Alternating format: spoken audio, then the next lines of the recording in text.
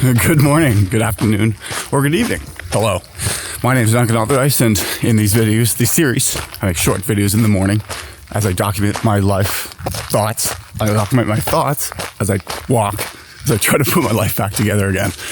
Today, we're going to talk about the situation where HR sucks. I'm not saying this disclaimer, this isn't all HR, but it does emphasize to me the importance of an impact good HR can have as on a business. So, context, I'm applying for jobs. Have been doing so for a while. Been getting to the end of some. The most recent one, right now, the one that I want and I'm after, I'm waiting for the owner to get back with the official offer. The good news is we have yesterday, he did reply being like, yep, sorry, still busy, coming Monday to Wednesday of next week. Whatever, so that's good. Other context is there's another job that I applied for like maybe 2 months ago. And last Thursday was the first day that I actually had the screen call.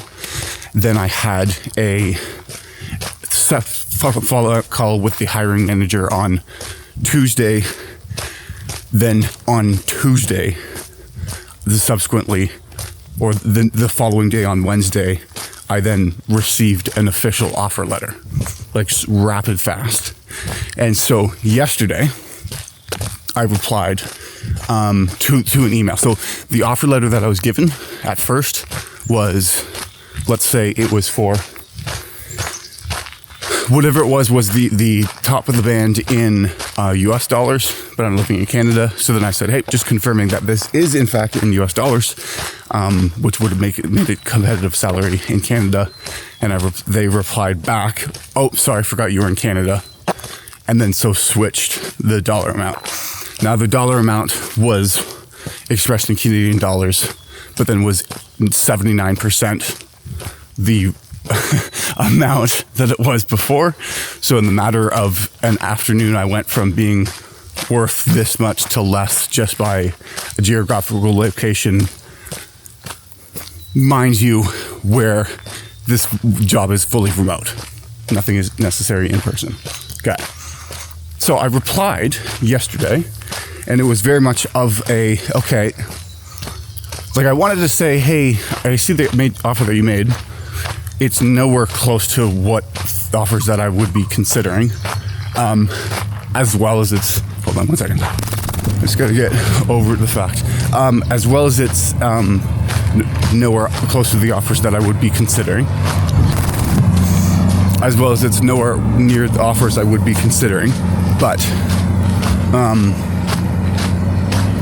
kind of wanted to come from an angle rather than being so like absurdly direct and saying that if the value of the work, if the work I'm doing is the exact same thing, I'm going to be paid the exact same amount.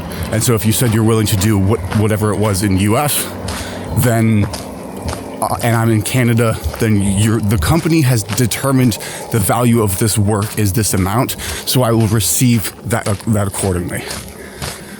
But so it came back just from the perspective of, or the positioning of very much trying to make it more about, okay, surely I might have something confused. Here's where, like, I'm very excited about this opportunity, but what happened yesterday has made me confused. Here's the source of confusion is when I first applied, this was the pay range.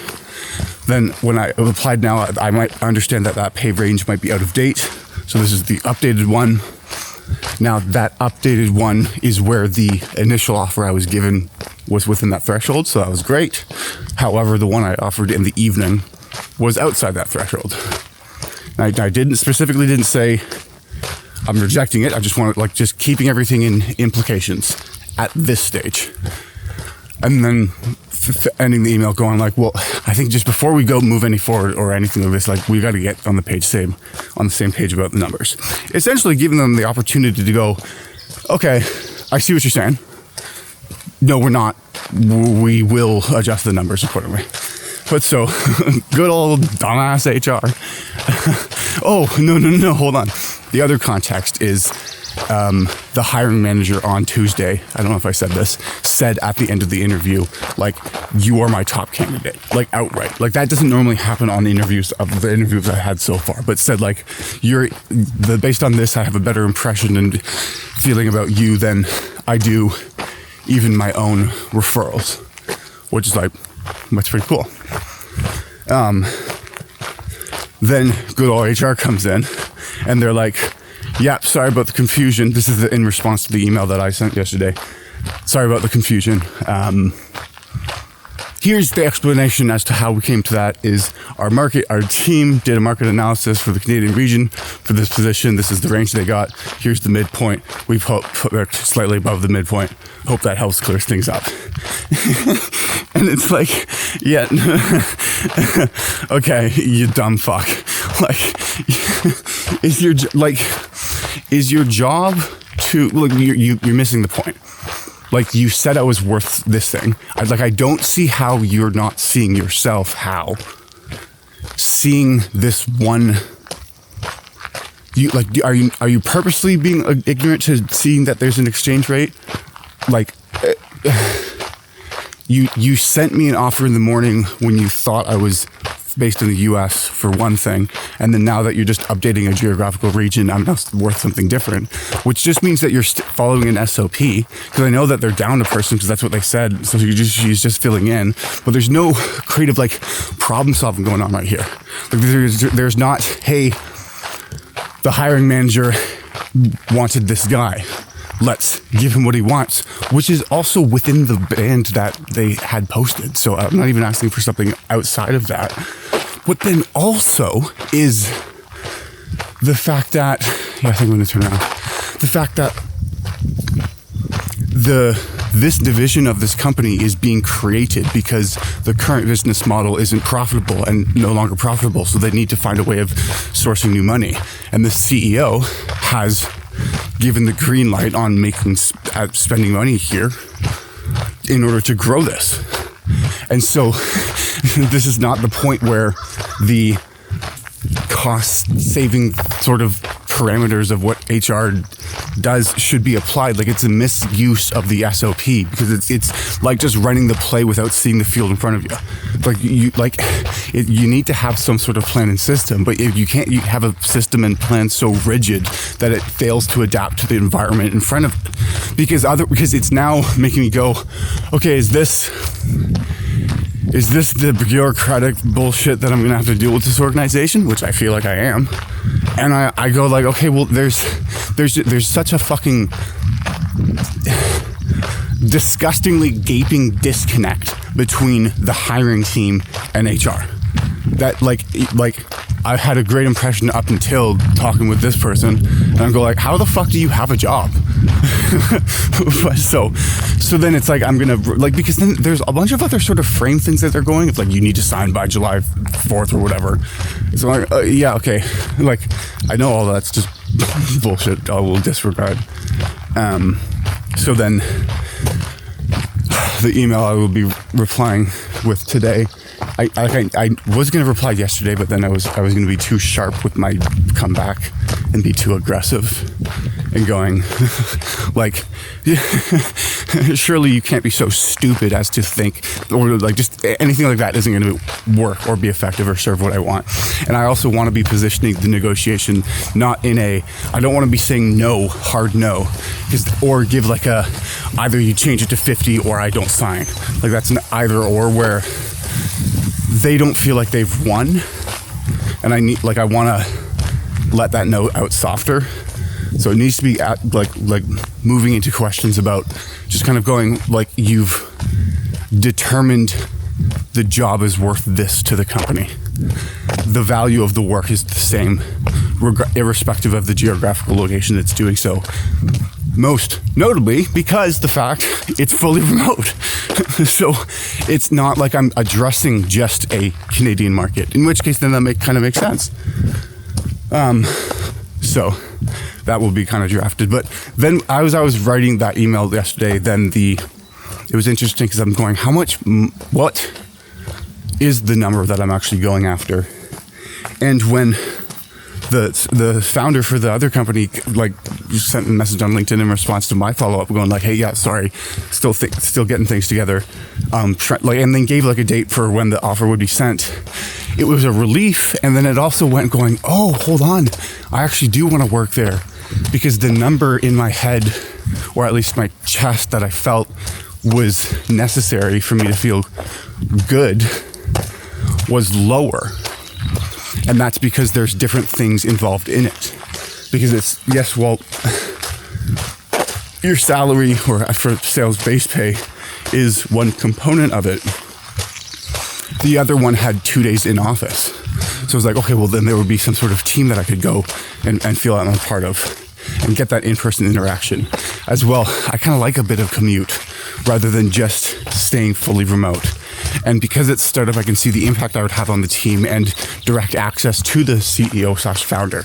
And so there would be more learning that I would get from this. And just if the organization that I'm currently working with, the other one I'm applying for where HR is a fucking